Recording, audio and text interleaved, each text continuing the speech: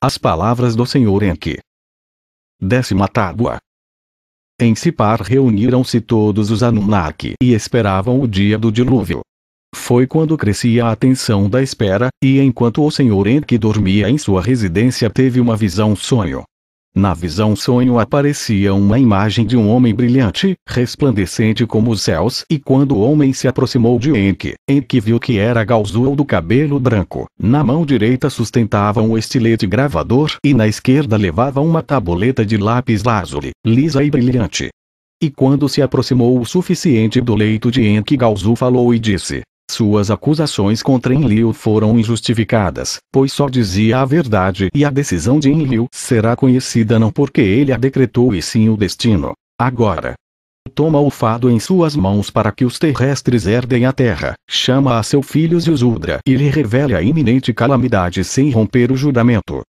Diga-lhe que construa uma embarcação para suportar a avalanche de água, uma embarcação submersível semelhante à que te mostro nesta tabuleta. Que ele salve sua família nela, e que leve também a semente de tudo que seja valioso, seja planta ou animal. Essa é a vontade do Criador de tudo. E na visão-sonho Galzul desenhou uma imagem na tabuleta com estilete e deixou a tabuleta gravada junto ao leito de Enki, e quando se desvaneceu da imagem, a visão-sonho terminou e Enki despertou com o estremecimento. Enki ficou durante um momento em seu leito refletindo com assombro sobre a visão-sonho. Qual é o significado disto? Que presságio augura? Depois, quando se levantou do leito, eis que estava uma tabuleta, e o que em uma simples visão-sonho tinha visto estava agora materialmente junto à cama. Com mãos trementes, o Senhor Enki tomou a tabuleta e sobre a tabuleta viu o desenho de uma embarcação de forma curiosa. No canto da tabuleta havia marcas de medidas que indicavam as medidas da embarcação. Sobressaltado e esperançado, o Senhor Enki enviou rapidamente a seus emissários ao amanhecer. Encontrem o chamado Galzul. Tenho que falar com ele. Assim lhes disse. Todos voltaram ao entardecer, informaram-lhe assim a Enki. Ninguém pôde encontrar a nenhum Galzul. Faz tempo que Galzul voltou para Nibiru. Disseram-lhe. Enki estava muito desconcertado e esforçava-se em compreender o mistério e seu presságio. Não pôde desentranhar o mistério, mas a mensagem para ele estava clara. Aquela noite Enki foi sigilosamente até a cabana de juncos onde dormia Ziusudra. Para não romper o juramento, o Senhor Enki disse à parede da cabana não para Ziusudra. Acorde. Acorde. Disse Enki atrás da parede de juncos e da tela de juncos falava. Quando Ziusudra despertou, Enki lhe disse detrás da tela de juncos. Cabana de juncos. Cabana de juncos. Dê atenção às minhas palavras e faz caso de minhas instruções. Uma calamitosa tormenta cairá sobre todas as moradas, será a destruição de todas as cidades da humanidade e de sua descendência. Esta é a decisão final. A palavra da Assembleia convocada por Enlil, e esta é a decisão pronunciada por Anu, Enlil e Nimã. Agora preste atenção às minhas palavras e observa a mensagem que te estou dizendo. Abandona sua casa e constrói uma embarcação, renuncie às suas posses e salve a vida. A embarcação que tem que construir, seu desenho e suas medidas se encontram em uma tabuleta. Deixarei a tabuleta junto à parede da cabana de juncos, assegure-se de que a embarcação esteja coberta em toda a sua extensão. Do interior não se deve ver o sol, o arranjo tem que ser muito forte, forte e espesso para que não entre a água. Que seja uma embarcação que possa dar volta e cair, para sobreviver toda a avalanche de água. Constrói a embarcação em 7 dias e reúne nela a sua família e seus parentes. Acumule na embarcação comida e água para beber. Leve também animais domésticos. Depois, no dia marcado, te darei um sinal. Um guia de embarcação que conhece as águas designado por mim chegará nesse dia. Nesse dia terão que entrar na embarcação e terão que trancar bem a portinhola. Um entristecedor dilúvio procedente do sul devastará terras e a vida. Sua embarcação se elevará sobre suas amarras, dará a volta e cairá. Não tenham medo, o guia da embarcação lhes levará a um refúgio seguro, a semente da humanidade civilizada sobreviverá por vós. Quando a voz de Enki se calou, Ziusudra estava ansioso e sobre seus joelhos caiu prostrado. Meu senhor! Meu senhor! Gritou. A ti escutei. Deixa que veja seu rosto. Não falei a Tziusudra, e sim a parede de juncos falei. Assim disse Enki. Por decisão de Enlil e por juramento estou ligado ao que juraram todos os Anunnaki. Em meu rosto verá, que sem dúvida como todos os terrestres morrerá. Agora, cabana de juncos, preste atenção às minhas palavras. O propósito da embarcação deverá guardá-lo como um segredo dos Anunnaki. Quando a gente da cidade perguntar-lhes dirá, o senhor Enlil esteve zangado com meu senhor Enki e navegarei para a morada de Enki no Abzu e possivelmente assim Enlil se apazige. Durante um momento seguiu um silêncio. Tziusudra saiu detrás da parede de juncos e uma tabuleta de lápis lazuli brilhando à luz da lua viu e tomou. Sobre ela estava desenhada a imagem de uma embarcação e os entalhes davam suas medidas. Tziusudra era o mais sábio dos homens civilizados e compreendeu o que tinha escutado. A manhã seguinte anunciou às pessoas da cidade: o senhor Enlil esteve zangado com o senhor Enki meu senhor. E por isso o senhor Enlil me é hostil. Não posso seguir vivendo nesta cidade e nem posso pôr meus pés no Edim, ao Arzu aos domínios do senhor Enki irei navegando em uma embarcação que devo construir com rapidez partirei daqui, assim remeterá a ira do senhor Enlil e as penúrias terminarão. A partir de então o senhor Enlil fará chover sobre vos abundância. Ainda não havia terminado a manhã quando pessoas se reuniram ao redor de Tziusudra, animaram-se para construir com rapidez a embarcação. Os maiores transportavam tábuas de madeira de embarcação e os pequenos levavam o betume dos pântanos, enquanto os madeireiros cravavam as tábuas e Tziusudra fundia o betume em um caldeirão. Com o betume impermeabilizou a embarcação por dentro e por fora e ao quinto dia estava terminada a embarcação igual à do desenho da tabuleta. Ansiosos por ver partir Tziusudra as pessoas da cidade, levou comida e água à embarcação e de suas próprias bocas tomaram o sustento. Para apaziguar a Enlil apressaram-se. Também se introduziram na embarcação animais quadrúpedes, os pássaros do campo entraram voando por si mesmos. Tziusudra fez embarcar a sua esposa e seus filhos, as esposas destes e seus filhos também vieram. Que suba a bordo qualquer pessoa que deseje ir à morada do senhor Enki. Assim se pronunciou Tziusudra às pessoas reunidas. Prevendo a abundância de Enlil, só alguns dos artesãos escutaram a chamada. Ao sexto dia Ninagal, senhor das grandes águas, chegou à embarcação. Era filho de Enki, tinha sido eleito para ser o navegante da embarcação. Sustentava em suas mãos uma caixa de madeira de cedro que manteve ao seu lado na embarcação. Contém as essências vitais e os ovos de vida das criaturas vivas. Foram reunidas pelo senhor Enki e por Nimá, para ocultá-los da ira de Enlil e para ressuscitar a vida se for vontade da terra. Isso explicou Ninagal a Tziusudra. Assim se ocultaram na embarcação todas as bestas por seus casais. Então Ninagal e Tziusudra esperaram na embarcação a chegada do sétimo dia. No 20º chá se esperava o dilúvio, no 10º chá da vida de Tziusudra se aproximou o dilúvio, na estação da constelação do Leão se fez eminente a avalanche. Vem agora o relato do dilúvio que cobriu a terra e de como escaparam os Anunnaki, e como Tziusudra sobreviveu na embarcação. Durante dias, antes do dia do dilúvio, a terra esteve retumbando como se gemesse de dor. Durante noites, antes de chegar a tal calamidade, esteve se vendo nos céus Nibiru como uma estrela resplandecente. Depois fez-se a escuridão durante o dia, e na noite a lua era como se a tivesse tragado um monstro. A terra começou a tremer e viu-se agitada por uma força de rede desconhecida até então. Com o resplendor do amanhecer uma nuvem negra se levantou pelo horizonte, a luz da manhã se converteu em escuridão, como se a sombra da morte a velasse. Depois ouviu-se como um estrondo de trovões e os céus se acenderam com os raios. Partam! Partam! Deu o sinal Otu aos Anunnaki. Escondidos nos navios do céu, os Anunnaki se elevaram nas alturas. Em Churubaka, 18 léguas de distância, Ninagal viu as brilhantes erupções. Tranca! Tranca a portinhola! Gritou Ninagal a Tziusudra. Juntos fecharam a tramela que ocultava a portinhola. Hermética e completamente fechada ficou a embarcação. Dentro não penetrava nenhum raio de luz. Naquele dia, naquele inesquecível dia, o dilúvio começou com o estrondo. Na terra branca, no fundo da terra sacudiram-se os alicerces da terra. Logo com o estrondo igual a 1000 trovões a capa de gelo se deslizou de seus alicerces e separada pela invisível força da rede de Nibiru, se derramou contra o Mar do Sul. Uma capa de gelo golpeou contra a outra capa de gelo e a superfície da terra branca se vinha abaixo como a quebra de um ovo. De repente se levantou uma grande onda e a muralha de águas alcançava até mesmo o céu.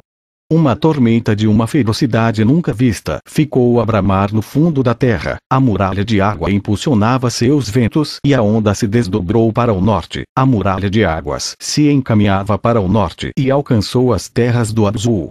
Dali viajou até as terras habitadas e chegou a Edin. Quando a onda da muralha de águas chegou a Shurubak, a onda soltou de suas amarras a embarcação de Ziusudra, sacudindo-a, tragou-se a embarcação em um abismo de água e, embora completamente inundada, a embarcação manteve-se firme e não entrou sequer uma gota de água. No exterior a onda da tormenta pegou as despreparadas pessoas como uma batalha mortal, ninguém podia ver seus semelhantes e o chão se desvaneceu, só havia água. De repente as poderosas águas haviam coberto a terra firme e antes que terminasse o dia a muralha de água, ganhando velocidade, chegou às montanhas. Em suas embarcações celestiais os Anunnaki circundavam a terra, abarrotando os compartimentos. Escondiam-se contra as paredes exteriores, contemplando angustiados tudo o que estava ocorrendo ali abaixo na terra.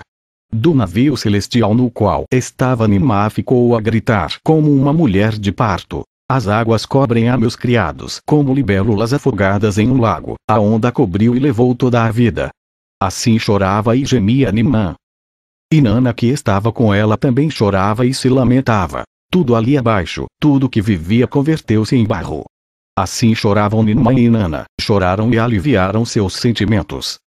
Em outros navios celestiais os Anunnaki estavam aniquilados ante a visão daquela desenfreada fúria e naqueles dias presenciaram com temor um poder maior que o seu, desejaram os frutos da terra e tiveram sede do elixir fermentado. Ai! Os dias de antigamente converteram-se em barro. Assim se diziam uns aos outros.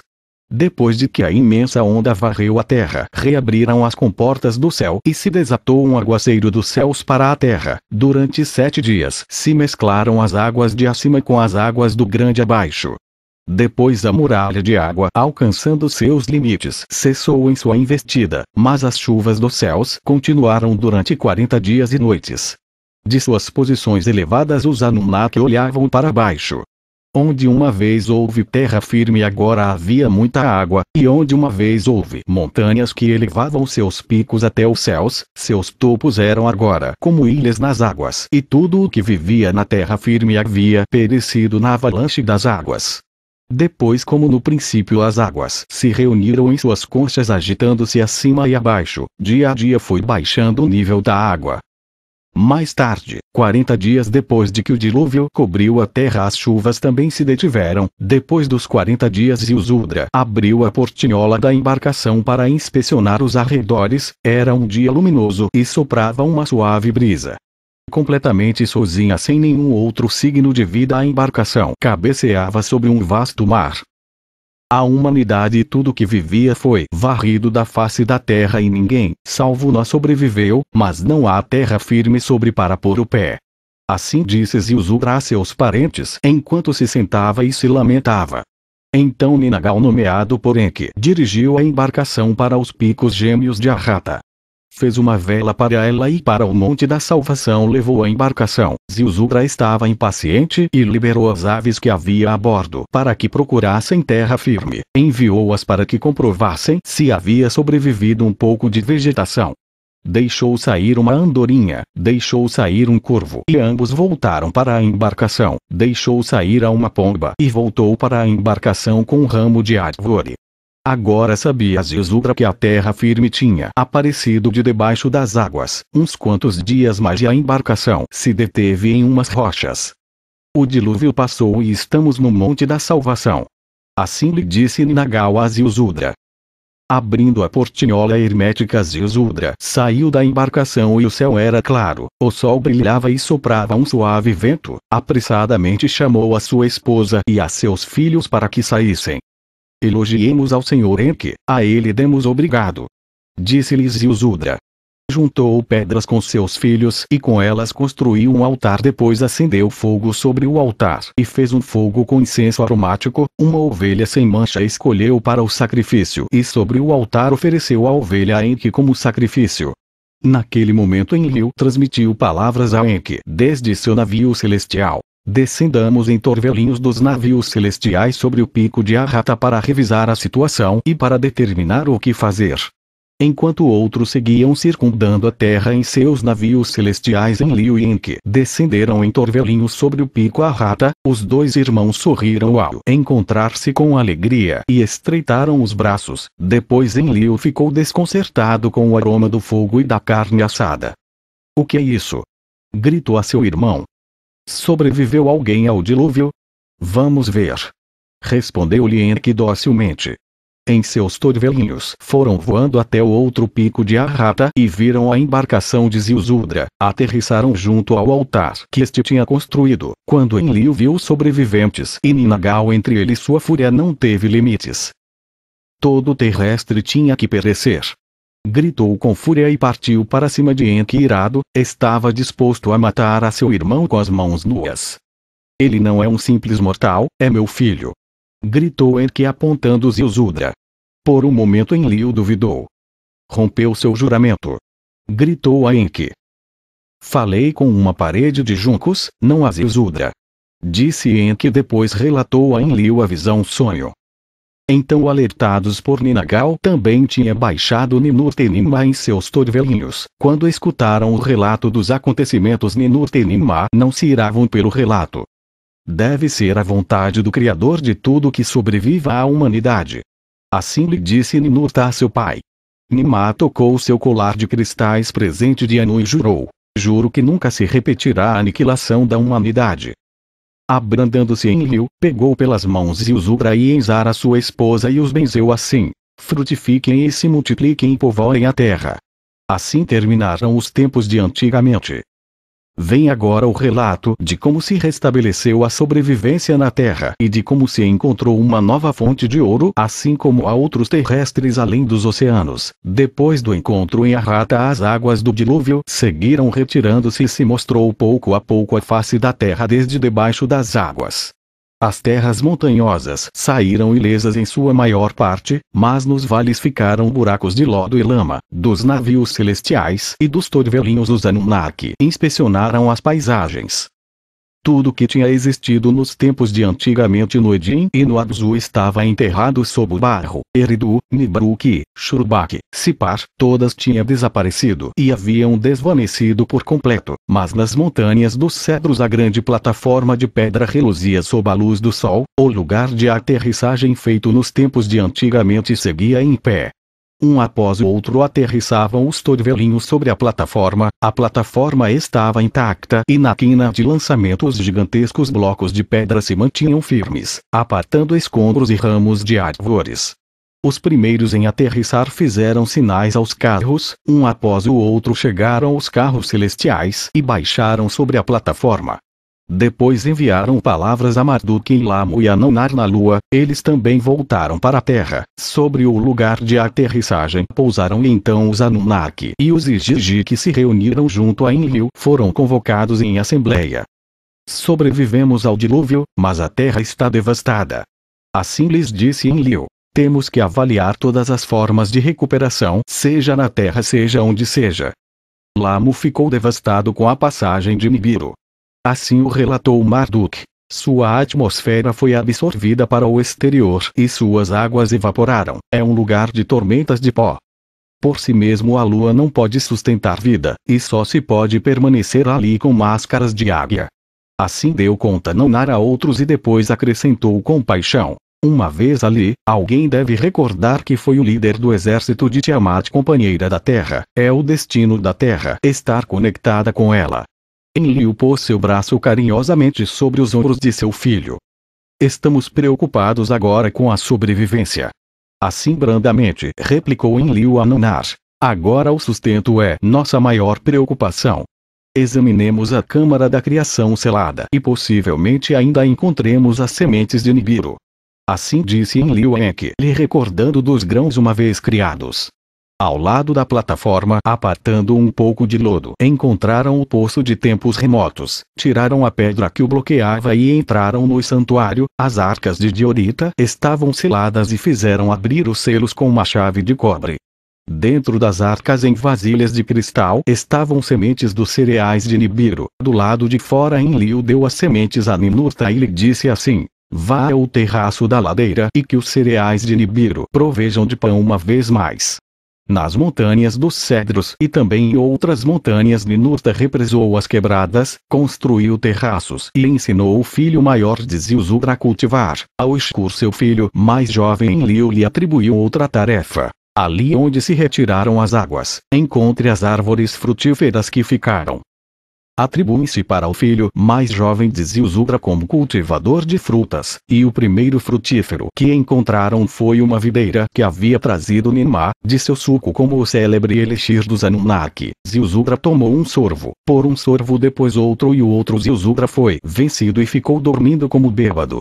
Então Enki ofereceu um presente aos Anunnaki e aos terrestres, descobriu a arca que Ninagao tinha levado e anunciou a todos seu surpreendente conteúdo. As essências vitais e os ovos de vida pode se combinar nas matrizes dos animais quadrúpedes da embarcação de Ziusudra. As ovelhas se multiplicarão e por sua lã e sua carne todos terão vacino ganho, e por seu leite e por suas peles. Depois com outras criaturas vivas povoaremos a terra.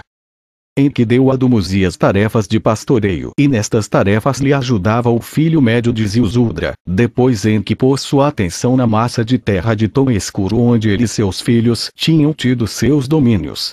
Com Ninagao represou as montanhas na confluência das águas poderosas, e canalizou as ferozes cascatas até um lago, e para que se acumulassem as águas como um lago. Depois inspecionou com Marduk as terras entre o Abzu e o Grande Mar, onde uma vez teve moradias e considerou como drenar o vale do rio. Na metade da correnteza onde a água do rio caía em cascata, levantou uma ilha das águas. Em suas vísceras escavou cavernas e por cima delas forjou comportas a partir de pedras. Dali esculpiu 2 canais nas rochas e para as águas elaborou 2 estreitos. Assim podia diminuir ou acelerar as águas que vinham das terras altas, com represas e comportas, e com os 2 estreitos regulou as águas. Da ilha da caverna, a ilha de Abu. Levantou desde debaixo das águas o sinuoso vale do rio, na terra dos 2 estreitos em que criou um assentamento para Dumuzi e os pastores. Com satisfação Enlil enviou palavras de tudo isto a Nibiru e Nibiru respondeu com palavras de preocupação. O trânsito que tinha afetado a terra e Lamo tinha provocado também muitos danos em Nibiru. O escudo de pó de ouro se rasgou e a atmosfera está diminuindo de novo. Era peremptória a chegada de novos fornecimentos de ouro. Enki foi ao Arzu rapidamente e viajou com seu filho Gibil para inspecionar e procurar. Todas as minas de ouro tinham desaparecido e tinham ficado enterradas com a avalanche de água. No Edin e em Baditibira tampouco existia. Em Sipar já não havia um lugar para carros. As centenas de Anunnaki que tinha trabalhado duro nas minas e em Baditibira se foram da terra e a multidão de terrestres que serviam como trabalhadores primitivos se converteram em gradeio com o dilúvio. Já não se pode prover ouro da terra. Anunciaram Enlil e Enki a Nibiru. Na terra e em Nibiru houve desespero. Então terminou Ninurta seus trabalhos nas montanhas dos cedros e uma vez mais se foi à terra montanhosa além dos oceanos. Dali ao outro lado da terra enviou palavras assombrosas. A avalanche de águas produziu profundos cortes nas ladeiras. Das ladeiras há ouro incontável em sementes grandes e pequenas e cai em rios abaixo. Pode-se recolher ouro sem ter que extraí-lo. Enlil e Enki foram apressadamente à distante terra montanhosa e com surpresa viram o descobrimento. Ouro. Ouro puro. Há por toda parte sem necessidade de refinação nem de fundição. É um milagre. Assim lhe disse Enki a Enlil. O que forjou Nibiru, Nibiru o emendou. A mão invisível do Criador de tudo é permitir a vida em Nibiru. Assim disse Enlil. Agora quem recolherá as sementes e como as enviarão a Nibiru? Perguntaram-se entre si os líderes. Para a primeira pergunta Ninurta tinha uma resposta. Nas altas terras montanhosas neste lado da terra sobreviveram alguns terrestres.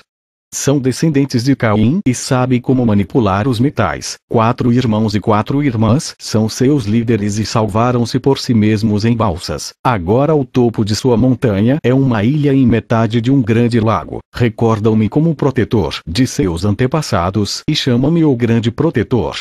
Ao saber que tinham sobrevivido outros terrestres, os líderes se esperançaram e nem sequer se enfureceu Enlil, que tinha planejado o fim de toda a carne. É a vontade do Criador de tudo. Disseram uns aos outros. Estabeleçamos agora um novo lugar dos carros celestiais e enviemos dali o ouro a Nibiru.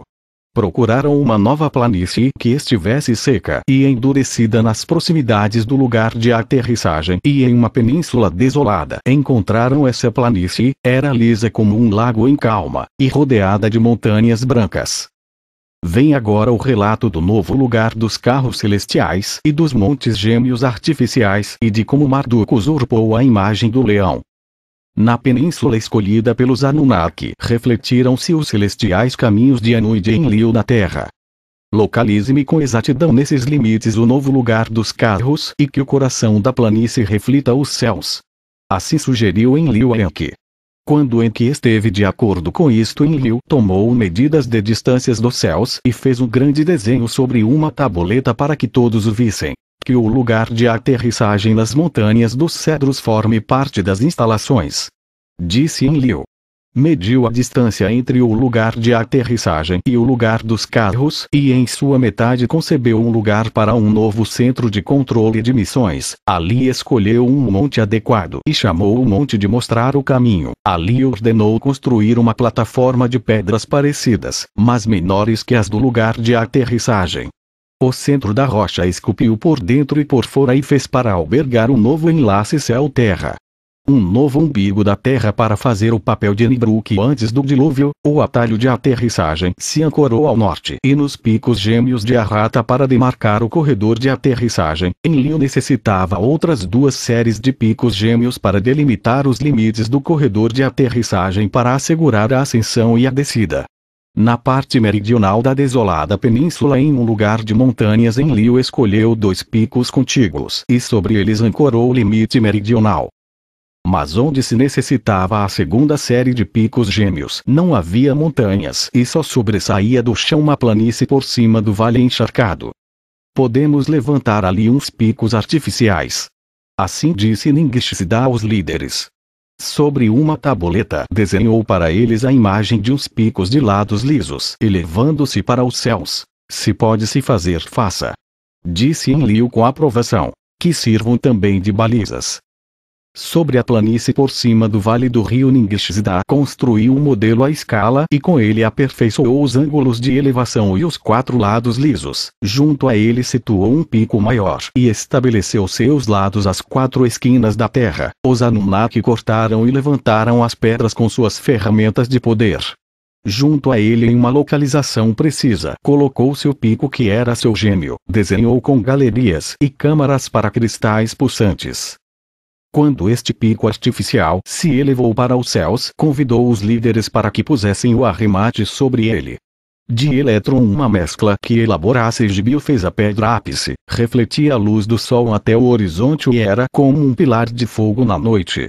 Concentrava em um raio para os céus o poder de todos os cristais. Quando as obras desenhadas por Ningishzida terminaram, e estiveram listas os líderes Anunnaki entraram no grande pico gêmeo e maravilharam-se com o que viram. Ekur. Casa que como uma montanha o chamaram. Era uma baliza para os céus. Proclamava que os Anunnaki tinham sobrevivido ao dilúvio e venceriam sempre. Agora o novo lugar dos carros celestiais pode receber ouro de além dos oceanos e dali os carros levarão o ouro da sobrevivência a Nibiru. Dali para o leste onde o sol se eleva no dia designado ascenderão, até ali ao sudoeste onde o sol fica no dia designado descenderão. Então Enlil ativou com sua própria mão os cristais de Nibiru. Dentro luzes horripilantes começaram a piscar e um zumbido mágico rompeu o silêncio. O arremate ficou a brilhar de repente e era mais brilhante que o sol. A multidão dos Anunnaki reunidos elevou um grande grito de alvoroço. Nimá, que tinha vindo para a ocasião, recitou um poema e cantou: casa que é como uma montanha, casa com um pico bicudo, está equipada para céu e terra, é obra dos Anunnaki, casa brilhante e escura, casa do céu e da terra, para os navios celestiais se ensamblou, e construíram os Anunnaki, casa cujo interior resplandece como uma avermelhada luz do céu, emite um raio que pulsa, que chega longe e alto, nobre montanha de montanhas, criada grande e nobre, está além da compreensão dos terrestres, casa de equipamento, nobre casa de eternidade, as pedras de seus alicerces tocam as águas, sua grande circunferência se fixa na argila, casa cujas partes estão habilmente entretecidas, faz descender a quão grandes nos céus circulam para descansar, casa que é um ponto de referência para as naves celestiais, o Ekura está bento pelo mesmo Anu.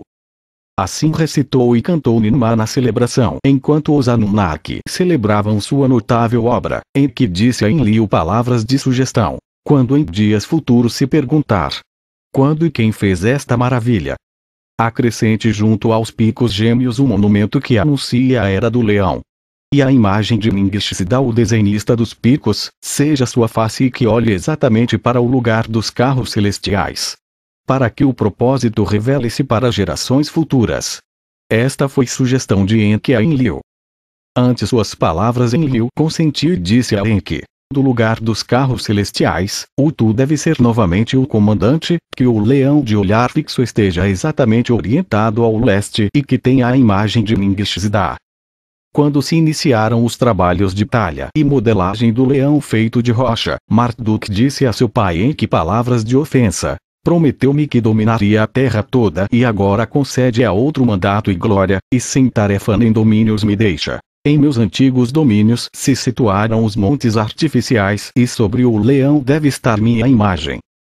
Ningishzida se enfureceu com estas palavras de Marduk e também todos os filhos sentiram-se molestados. Ninurta e seus irmãos se levantaram em clamor por domínios e todos exigiam terras para si e terrestres devotos. Não se converta em disputa a celebração, gritou Nimá em meio das vozes alteradas. A terra ainda está desolada e somos poucos os Anunnaki, dos terrestres só há sobreviventes. Que a Marduk Ningishzida da honra não previu, e tenhamos em conta também as palavras de Marduk. Assim disse Nimá a pacificadora aos líderes enfrentados. Para que prevaleça a paz, devemos repartir as terras habitáveis entre nós. Disse Enlil a Enki. Concordaram em fazer da península um separador incontestável e atribuiu a pacificadora a Nimá.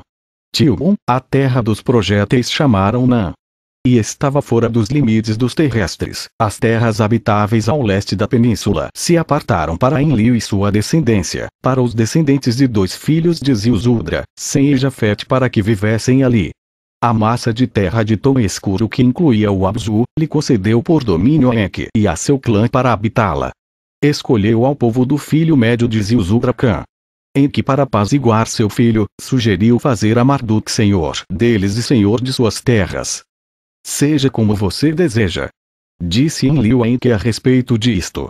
No Tilmun, em seu montanhoso sul, Ninurta construiu uma morada para sua mãe Nimá, perto de um manancial com palmeiras. Localizava-se um fresco vale e o pico da montanha aterrou Ninurta e plantou um fragrante jardim para Nimá. Quando se terminou tudo, deu um sinal a todos os postos avançados na terra. Das terras montanhosas mais à frente do oceano, os torvelinhos trouxeram as sementes de ouro e do lugar dos carros celestiais, e levou-se o ouro até Nibiru.